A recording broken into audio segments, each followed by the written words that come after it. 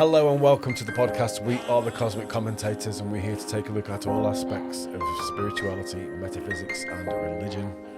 Hi everyone, I'm Rachel. I'm joined by the wonderful Alex, so please join us as we delve deep into the vast subject of life beyond the veil.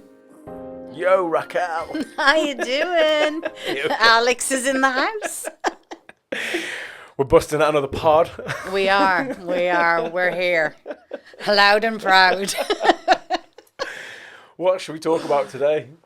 We're going to have to go back to, we've been chatting on about this for ages. We're going to have to try and get the God gene out there. Get the God gene out there. So we did originally record the God gene back in December 2024, didn't we? It was December because I remember you sent me that lovely Pentagon video on Boxing Day. On Boxing Day, like, check this out. So we did, we recorded, and unfortunately, computer says no. We overstepped the mark with medical misinformation. Mm-hmm. But anyway, we'll tell you about that later on. Sure. So I think for this one, we're going to give you info and we're going to leave it up to you guys to join the dots, because when we joined them the last time, we were reprimanded. People said no, and not just on one platform. So we have to be mindful, conservative, and we shall not provide any disinformation today. I promise. Yeah. Only fact based. And we're hoping that you do see this one, yes. Because it's interesting. It's very interesting. Well, it blew my mind as usual. Here we go again. Yeah. Oh, have you seen this happen? 2005? No, I haven't. Do you want to start with that? Do you want to do a little bit of an explanation, and then we can kind of roll into it? Okay, sure. So I think it was around about 1999, a guy called Dean Hamer discovered or hypothesized that humans have this VMAT2 gene, which in various different expressions makes people more spiritual, faithful, religious, things like that. He published a book in 2004 called The God Gene. Just a very interesting sort of take on, genetics, epigenetics, and why some people seem to have an innate spirituality, belief in God, and then you've got the other end of that spectrum, which is your complete atheists that deny all of that. So. Yeah.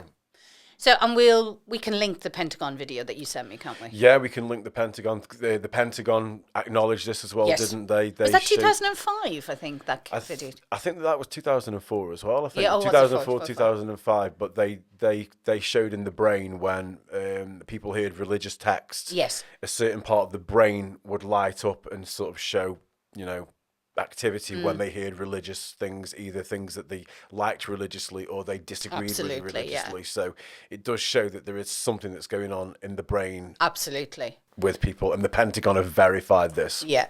And I think it was interesting when you sent it to me. It was really interesting to see they obviously had that comparison. So there was the class brain A was the religious brain and brain B was the non-religious brain. And you can see where, as you said, the elements of the brain. So the religious bit is very much in the frontal cortex, and it was very apparent that in that positioning in the brain is kind of where people feel connected and where this VMAT2 gene is. Yeah. And that's when we went down the rabbit hole.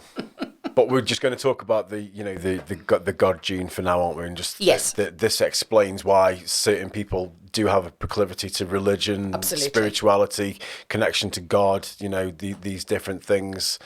And then there's an interesting near-death experience, isn't there, with Penny Whitbrod? Sure.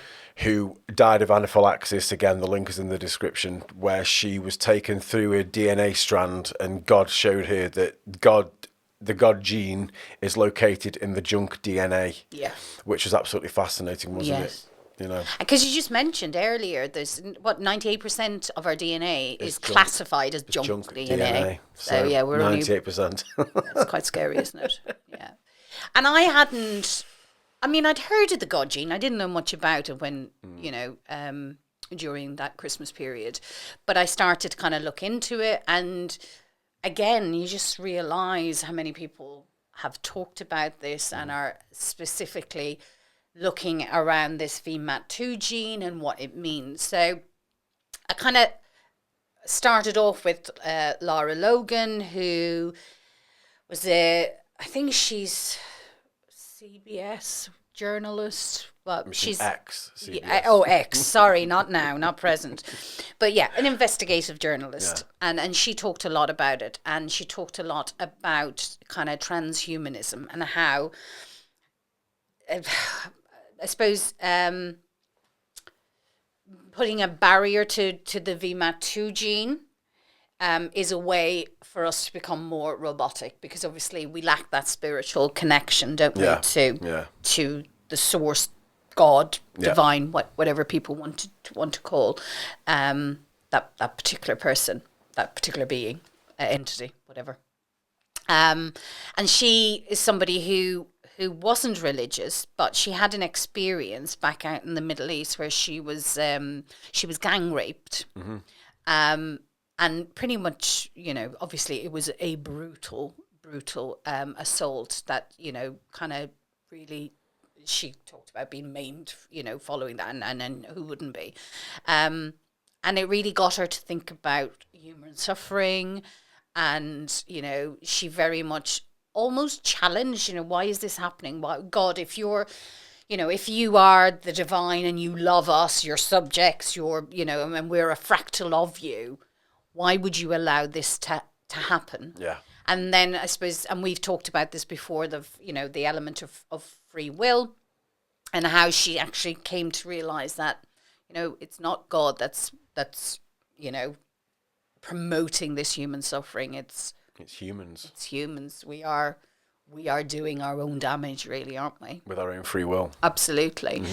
And then she started to talk about this whole transhumanism and trying to get us away from, this natural, biological mother-child creative. Nuclear family. Absolutely. And how they are already, creating fetuses within labs. Yeah. Which, from her perspective, and again, I'm paraphrasing, if we are creating these beings, they're going to be soulless. Soulless, yeah. Because they won't have that, that bond of... No, they can't. Well, we're creating the DNA, and ultimately we can choose which element of the DNA's is included in that. And as you said, from that Penny, she saw, God was in the junk DNA. Well, they don't have to include that DNA. It's 98%. They can include other stuff. Exactly. And it's all a push, isn't it, to separate you from, from God, basically. Everything does seem to be, which is a Luciferian agenda for me. That's Luciferian, high-level Luciferianism. Absolutely. So then I was kind of listening to her, and she makes a lot of links, and I would definitely recommend listening to her, because she kind of links between what's happened in the recent past, and then kind of how that kind of is to infiltrate and dampen down our VMAT2 gene. Again, really, really good. We can't say it, but I'm sure you'll figure it out. And then I went and talked, and then that kind of led me into Tom Renzi, who is an author, and he's an accountant. No, actually, sorry, not an accountant. He is a lawyer, and he starts talking a little bit more about this, and how, again, this was something that was very new to him, and he started to explore that because of his own personal experience with mental illness. So he is attorney of law. And he said he very much goes in, while he's not a scientist and he doesn't claim to be a scientist, he said he very much goes into researching as if he was in a court of law and what's the evidence for and against. And he talks a lot about the VMAT2 gene and how. And he said initially when he kind of was starting to look into this, he said there was information on the internet around how in China that they provide, or they give their soldiers a substance, he didn't go into what the substance was, that dampens down this VMAT2 gene and it reduces the dopamine in their body. So that helps them to eradicate their remorsefulness and empathy. So when they are going out and they are at war, and they perhaps have to, kill and maim children and women, that they're not coming back with that level of, empathy and destruction and PTSD. So it has, when he started to look, he said he could find, and he has found evidence and studies that highlight that the military have used this device in order to, as I said, sever, I suppose, the VMAT2 gene, so that the soldiers are not experiencing that aftermath of war. So they're more like robotic. Absolutely, beings, pretty much. Again, it's, for me, that's a bit biblical, because it's a medication that's been given or something, so it's pharmakia. Yes. Which in the Bible means witchcraft and sorcery. Absolutely. Absolutely. It all links. All links in, doesn't it? Absolutely. It's all there. And then he kind of goes into it in a little bit more detail, because he said he was somebody who suffered from mental health problems, was on medication for a long time, wasn't really seeing any benefit. And I think, again, paraphrasing, he kind of got a little bit fed up at the fact that he was having side effects medication, but rather than reduce the medication, more medication was added, introduced into his medication regime. And he talks about this thing called TD. It's tardic dyskinesia. So it's almost like a side effect from antipsychotic medication. So it produces its own symptomology, really. And he said, it's things like, kind of presents sometimes like a little bit like Parkinson's, so kind of involuntary movements and stuff. So what they're doing is they, again, started to give people medication to reduce the symptomology of this TD. On top of the other medication. But it is, again, evidence-based that this is impacting the dopamine in our systems, which ultimately is impacting our VMAT2 gene. So ultimately, it's all about dampening down spiritual connection, dampening and pleasure, spiritual blindness. Yeah, absolutely. Yeah. So he doesn't really go into it, but at some point he titrates himself off this medication, because he said, I'm not engaging with this anymore, because I no longer want to be affected by this, and actually I want to be connected to something outside of the material world. Yeah. And wasn't there, isn't the amount of sort of people that go into schools and shoot schools and things like that related to sort of medication, sort of antidepressant medication, all these other types of pharmacia. Absolutely. That, make people into just these mindless zombies that will go out and kill people and have no remorse about it, and it just disconnects you completely. Yeah, and this is where what's his name, Seth Holehouse, the Man in America podcast, he said he has kind of looked into these mass shootings. I mean, they do happen predominantly in the States, don't they? And when he was looking into it, what he said is, and again, he's not a researcher. This is just kind of, he was doing a deep dive into it. And that I think he said in pretty much every case he had looked into mass shootings, every single individual that was responsible for that was taking SSRIs, which is, as we know, an depressant medication. So obviously SSRIs, they are serotonin takers. So so there is, again, that massive link. So again, joining the dots, not explicitly, but there is definitely something around this antipsychotic medication or antidepressant medication is impacting, obviously, the VMAT2 gene and dampening down our connection to something bigger or greater outside of ourselves. Your compassion, your love, all those sorts of things. I mean, I used to smoke weed back in the day, and I know, when you really saw that available dopamine, after a while, all that sort of stuff goes, you know what I mean? All the things that you care about go, and you do feel disconnected to Sure. people, and you know what I mean? It's, you know, it breeds psychopathy, all those types of things, doesn't it? And, Absolutely. you know, again, this is all just inversions from sort of, you know, your natural nature is to be loving, isn't it? Well, most people's are, but Yeah. depending on, you know, your upbringing Yeah. and, you know, genetic sort of makeup, but most people generally are, aren't they? You know? Absolutely. And the thing is, when you look at the psychology behind someone who does kind of has the intention to go out and to kill on a mass level, you have to be disconnected, don't you? You have you have to be completely isolated Yeah. from anyone around you, and to be able to have no concern for people and just go and think, right, I'm going to walk into generally schools, isn't it? Is a big one, and you know, open fire on innocent on children. children. I find it really.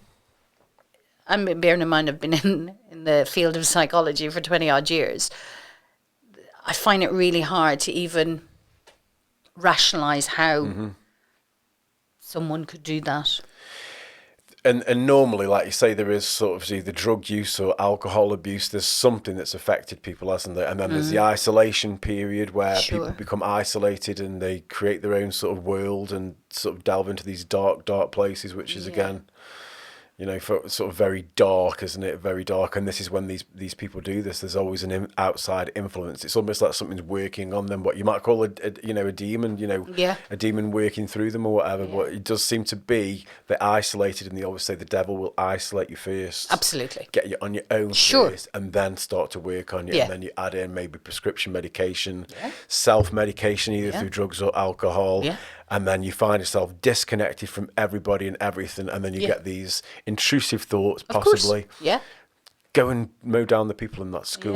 You know, go to that Taylor Swift dance class in Southport, and let's stab. You know.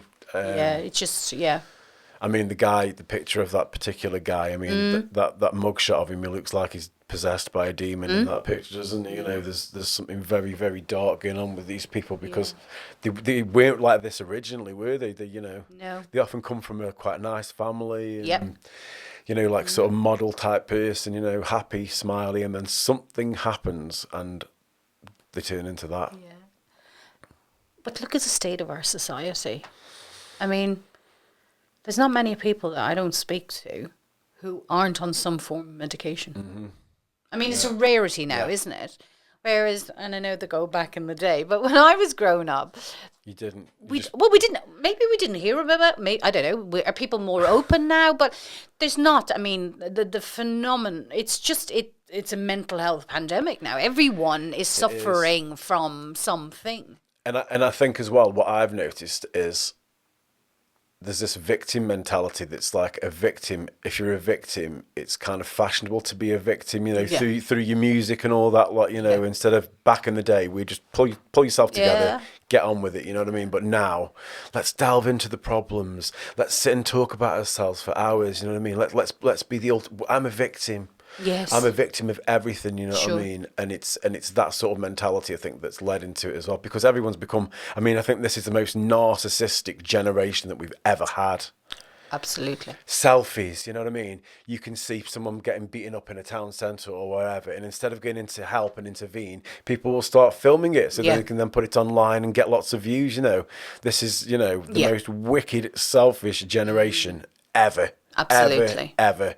And I think this is to do with, you know, again, to society, medication, what's in the food, what's in the water. You know, you've got these different things that you've been taught at school now. People have been indoctrinated into, you know, critical race theory, transgenderism, all these different things that are complete inversions of, you know, God's creation, basically. No, absolutely. Absolutely, like, and we don't care about our neighbour, do we? We don't. Not at all. We've lost communities. Community there is isn't. gone. It's absolute. It's as you every said, man for himself. The family unit is broken. It's destructive. It's you know. It's you know. And for me, it does feel like it's done by design. You know, as you said, destroy the family, the nucleus, destroy the communities. You know. isolate people. Any kind of faith, anything like that has gone, Yeah. hasn't it? People don't believe in anything anymore. You No. know what I mean? And No. And people, as I said, just they don't care about each other. glued to the phone as well. You know, Yeah. sort of just Absolutely, that sort all of the time. addiction to the phone, and But the fact, and again, going back to kind of what Laura Logan was saying, this transhumanism, people don't talk anymore, do they? No. When you think about our well, I didn't grow up with phones, No. It was about you met your friends, down the park or playing football or blah, blah, blah. That's how we interacted and we communicated in that way. And I think, don't get me wrong, we fell out and we, would be, but it was almost done. You had your spat with whoever. Mm-hmm. It was done, and then that was it. You moved on. You moved on, right. You swore at each other and you might have slapped each other on the head a little bit. Resolved. Nowadays, Move on. you'll write it all on Facebook. You'll get a whole army of people that agree with you, and you'll carry it on and make it way bigger than it should have ever Absolutely. been. And the thing is, and don't get me wrong, of course there was bullying in our day. I'm not kind of going, it was fabulous. It wasn't, but there was, when we went home, there was respite from that. And I think that safety, distance from that person who annoyed you or you had a spat with, because you had that time to diffuse, regroup, process, reflect. Next day at school, you can kind of move on from it. Yeah. Whereas now, because we're interconnected all the time, there is no self-reflection. There is no time to kind of go, you know what? I just need to sit with myself. Yeah. And how many as you said, everyone's glued to the phone. How many distractions? Online, but having your phone is now the biggest addiction. Yeah, it really is. I mean, I'm guilty of it too. Yeah. I can sit and lose hours looking at things on the phone. I'm with you, completely. And it's a distraction, isn't it? It's to take your attention away, and And I don't want to demonize the internet, because I think we can do that. But I think again, it's all down to moderation. And why you're using it. It's all about intent for me. Mm-hmm. If I'm going, I've had a crappy day, life's shit. Okay, I'll go on my phone and I'll look at, Facebook and blah, blah, blah, blah, blah, whatever else you want to look at. Well, that's one thing. Yeah. And I'm like, that's not probably the healthiest option. No. Whereas if I'm using the internet to, research or gather information, well then, it's everything. There's good and bad and everything. There is. What's my intent? Why am I utilizing this? What am I getting from it? Then that's, for me, is the ultimate. Yeah, definitely. And constantly reflecting. And don't get me wrong, I've had days where I've just gone, what am I looking at? I don't actually know. Yeah. And like, 2 hours have gone by. Yeah. And you're like, wow. Don't like that. I've not achieved anything. That feeling. Yeah. Yeah. But the thing is, because this generation has grown up with probably nothing else, really, have they? It's come in. That's their existence. A lot of kids will do it for the children for entertainment, won't they? Like, Sure. go on the iPad, go on the phone, just so I can get on with what I need to get on with. Yeah. And, sort of indoctrinating them into this digital realm Sure. where you're kind of merging with. You're sort of merging with AI, aren't you now? And you've got these virtual headsets when you can, my friend's got one. He can just sit in his lounge, put this headset on, and he can just choose where he wants to be, a beach, a different country. And it's like you're merging with artificial intelligence, which is this transhumanism. Absolutely. Agenda. I've tried one of those VR sets. Yeah. Actually, I was physically sick. I found it really, I just couldn't completely... I became completely disorientated. I just couldn't tolerate it. Yeah. It was really it's horrendous. So synthetic, isn't it? And that your body doesn't respond well to it. Even thinking of it now makes... Yeah, it's icky, isn't it? Yeah, very no. I didn't like that. And as I said, I had a physical reaction to it. I was like, okay, well, that's not for me. And this is, where your World Economic Forum want to take you, isn't it? You've all got headsets, you're all at home, you're all eating synthetic meat that's been grown in a lab, and, or the bugs, and you're just sort of existing. Yeah. Whoever survives is just existing, through this sort of artificial intelligence. Absolutely. Ugh. I know. Quite scary. I know. But I miss interaction. I miss life. Yeah, but I really do, and I am definitely a people person. And when I don't have that, I do struggle. I do, and don't get me wrong, I need my space as well. Yeah. I know when I've had enough. Yeah. But I think we need that, interaction. We need that energy. We need that, reciprocal, energetic, exchange. Yeah. And people don't seem to do that anymore, do they? And I'm quite sensitive myself, and I can feel that I don't want to engage with people so much, but mainly because people have changed so much in the last few years, haven't they? People have changed so much that you feel like, I don't have that much in common with people anymore. I think that's where we're at. Yeah. Yeah. They've changed so much, and I've changed so much as well. Sure. Absolutely. And what I'm looking for from people, they don't have what I'm looking for. No. I mean, just interesting when you came today. I'm like,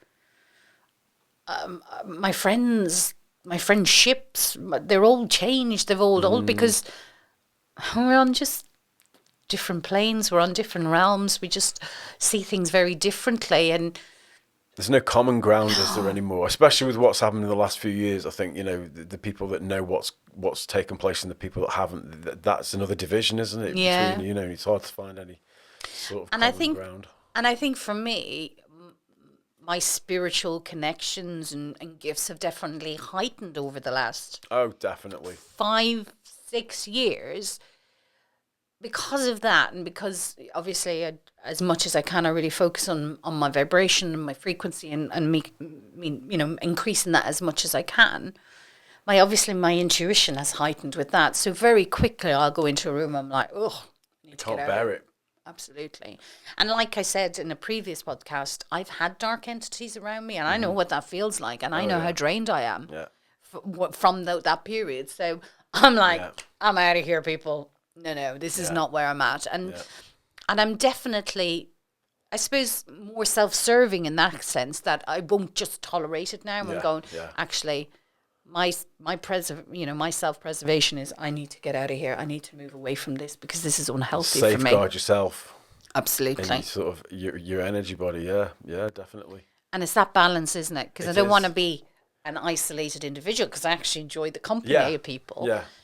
But I can't put myself in situations where I'm feeling emotionally drained. Sometimes it's just I get that as well. I just can't take it because I can feel literally the energy just coming out of me. And I'm like, to the point where I can't stay. I need to leave here. Yeah. It's a strange thing where I never used to experience that before. No, absolutely. And when I'm working previously with victim survivors of sexual assault, what we talked about and what I was kind of helping them become more aware of, that when you've had an experience like that, and because you can get depleted so quickly, they are energy enhancers and energy sappers. And what I was trying to get them to do is think about the people that you're spending time with, because they were saying, can't be around my friends or can't be around my family. And they were like, why is that? And we kind of talk through that. And very much within a minute, I know if you're an energy enhancer or sapper, and I'm out of there. I'm out. Yeah. Good luck. Yeah. I'm not allowing my energy to be depleted by somebody who I don't respect. Yeah. Ultimately. Yeah. And it's those wounds, isn't it, that people sort of carry around that, Yeah. if they've got a lot of wounds, they're more likely to need that energy from the other people to sort of try and sort of heal themselves. But absolutely, you can't be done. There's not enough energy in the world to heal that sort of. No. But for me, that healing has to be self. It has to be self-healing. You have to want it, don't you? Absolutely. You have to want that healing, because no one can really do it for you. No, completely.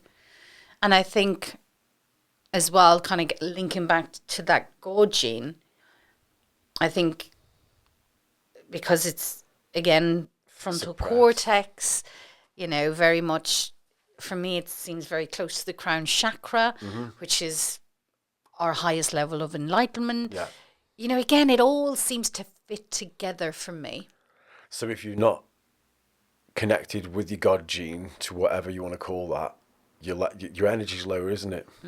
Absolutely. And, I know a lot of people like that have got no connection whatsoever. Yeah. That are on medication as well, and they are just difficult to be around. They're in a loop. Yeah. A loop of their own sort of mental sort of issues, going round and round and round and round. Victim mode. Yeah. Blah, blah, blah. Everything's wrong with them. And, you know, you can feel it. You can feel it from them. And it's not pleasurable to be around, is it, you know? And I do feel for them. I have empathy for them. And obviously try and support them. But as you said, when they're in that loop, they're not getting out of it. No. They're not getting out of it anytime absolutely soon. not. And, you know, getting back to kind of all the main psychologists around trauma and stuff, they're like, you can't change somebody. That change has to be self-directed. And while you can support the change to a degree, it has to come from within. They've got to step out of that cesspit, haven't they? You know, and they say, I've heard this a few times, if you can't change your emotional state, then you are addicted to it. Because some people are addicted to that sort of 100%. victim mentality and that, that disconnection. You absolutely. know, and because it becomes their identity almost. Yeah. And I think because, and again, we're getting back to the same thing we all talk about, frequency and, you know, what we, you know, as within, so without. If that is your stance, baseline. Yes, you know, if you are a victim stance, if that's where you're at, unfortunately, you see time and time again that they are the people that attract more trauma, more issues, more susceptible to victim situations into their life. And I do, you know, I do see that time and time again that's where and you're things at. will repeat, won't they? You know, things will just repeat and repeat on loop because their mind is on the same loop, and it's tragic to see. But like you say, they're walking in the darkness, aren't they? But they're not even looking for the light switch. They're almost quite happy in that, and it's a shame. It's a shame for them. But I guess, you know, that's their journey. That's their journey, and you know, you do you. Yeah, and absolutely. Because I mean, I've spent a lot of energy, you know, in the past trying to sort of help people, and you realise you actually can't really help people, can you? You can't. You can turn on the torch and go this way, but sometimes they're like, no, I don't want to see that. I want to carry on this way. So okay, okay, and I guess they've got, you know, a lower expression of the VMAT2 gene, maybe. Yeah, maybe absolutely. that's what it is. I don't know. Who knows? And I suppose if you're disconnected from that, if you don't believe there is a higher being, a creator, a God, you know, there's no hope, is there? It's hopeless. Well, you're just stuck in the physical material world, aren't you? In the grit. Yeah. Yeah. Just, you know, plodding through life. Plodding through the treacle of life. It's quite a scary. Definitely. And I suppose for me, that's kind of a little bit self-inflicting, isn't it? Because obviously the limiting beliefs cuts them off and kind of reduces their willingness to want to get better and recover. But then we have the psychotropic medication that is severing that link anyway. So even if they wanted to, you know, make strides, and I think people can recover if they choose to, I think it's very, very hard to get to a stage where you can almost reignite that. You know what I mean? And I'm questioning. I think we questioned this before, didn't we? If you have damaged the VMAT2 gene, I wonder, can it be restored? I don't know. Maybe it's because, you know, how things, you know, your cells in your body sort of change every 7 years. You know what I mean? If you've been dabbing yourself over and over again, maybe it becomes part of your, you know, your genetic makeup almost, and goes into the cells of your body, you know. Sure. Maybe that's the case, because I mean, I know people that are damaged from one thing and another, and they just sort of stay there, unfortunately. And I think as well, kind of getting back against all on the same thing around, you know, DNA. I was reading this week that we hold our family lineage, and our DNA lineage for 15 to 20 generations back. Again, 15 to 20 I was like, which is like, crap, man. It's like kind of biblical, because, you know, when you go back to, like, you know, generational curses and things like that, it's in the epigenetics. So, you know, like, let's say, you know, you were an alcoholic, your child was probably an alcoholic, and it'll go back quite a long, quite a long way. These sort of things will, and it's, or abuse, things like that. It's in your genes. Yeah, It's a genetic thing, and absolutely. biblically it would be considered a generational curse. Yeah. That, And have to obviously break. I was aware of epigenetics and I do completely rate that, but I suppose I hadn't. I probably would have heard that it was 15 to 20 generations back, but I don't think I'd processed exactly what that meant. And I mean, these got are no our chance, have you? ancestors that we haven't, we would never even could meet. And I'm like, wow, just think about. Yeah. And I think, again, there's going to be a spiritual component to that, because for me, everything's got a spiritual component Yeah. to it. And I think, to break that, you have to, change something, don't you? Or Yes. really connect to Yeah. something and change it. And you do hear it, you hear about people getting delivered from these sort of things that, they've been an alcoholic and then they'll have an experience with God or something, and then it's gone, it's dealt with. And, this might have been something that's been in the family for years and years and years, that generational curse thing. Yeah, It's absolutely. there, So Yeah. it's very interesting. I absolutely love this whole side of it, because, we are part matter and part spirit. Yes. So you've got to acknowledge the spirit Yeah. side to sort of influence the matter.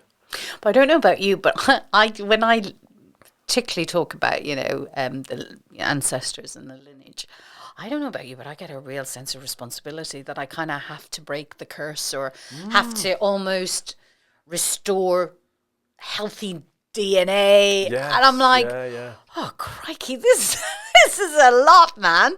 And Yeah. that's where I go to. Yeah, And there is that, and definitely for me and within my family, it is about healing from trauma.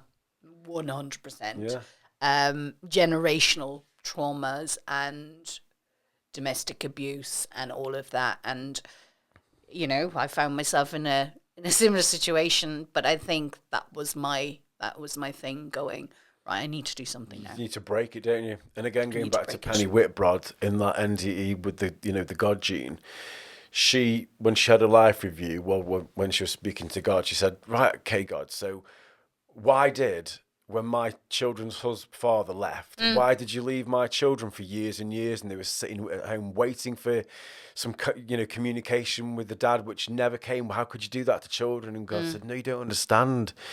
And he says, what happened with especially one of your children was, when he had a child, he broke that curse, because he was like, I will never leave this Yes. child no matter what. So that was broken. Yes. That generational thing that happened maybe to his father and his father before that. He goes, don't you see, he broke the curse. And yes, your children will have suffered temporarily when they were children because the lack of the father. Yeah.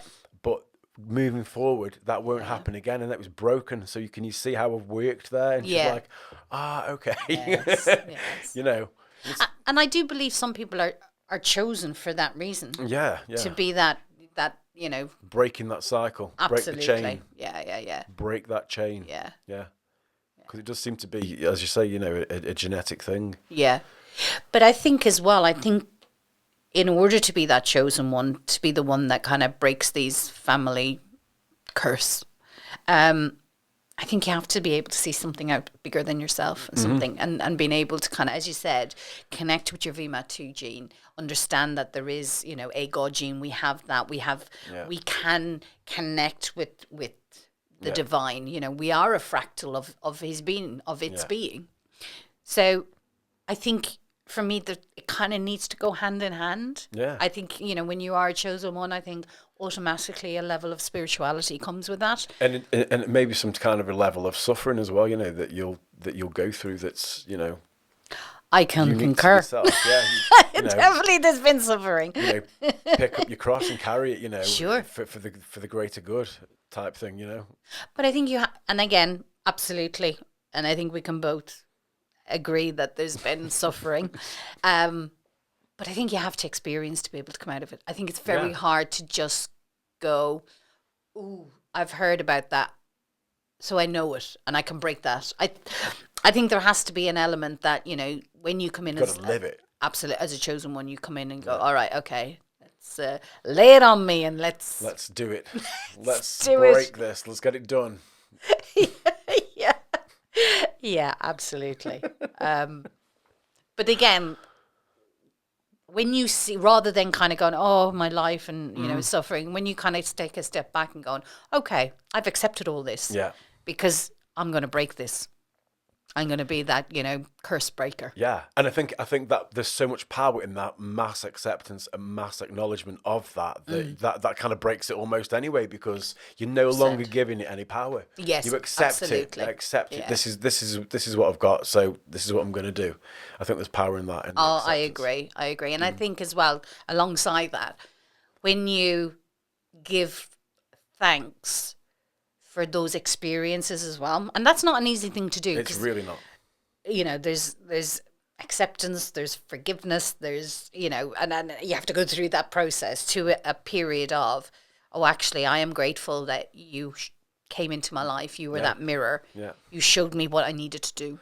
Hail to the wrong. Absolutely. And move that forward. Yeah. But I couldn't have done that Without feeling connected to something bigger than myself. Yeah.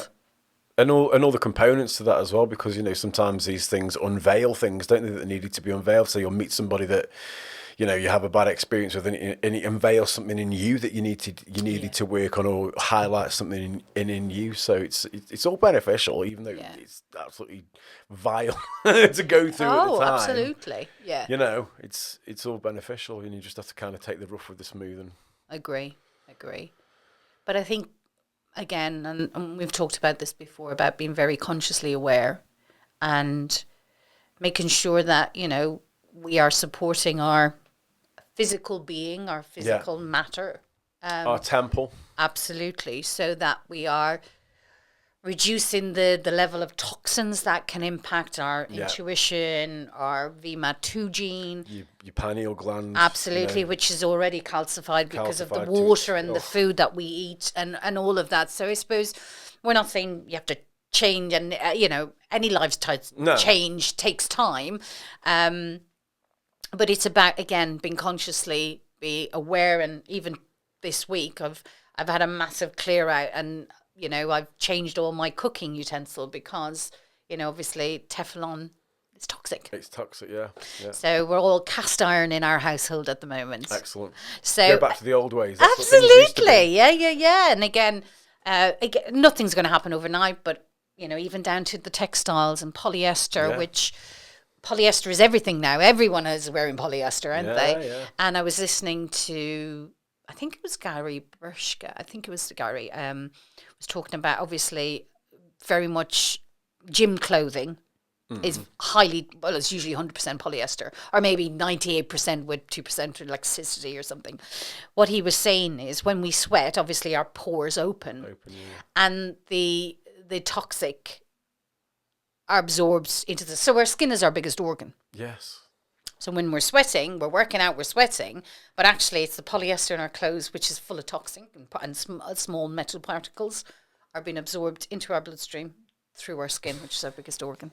We're just invaded, aren't we, from every angle, from the air, the water, the toothpaste, the clothes, the food, the energetic side of it. It's like, sure, if you can get through this, tell you what.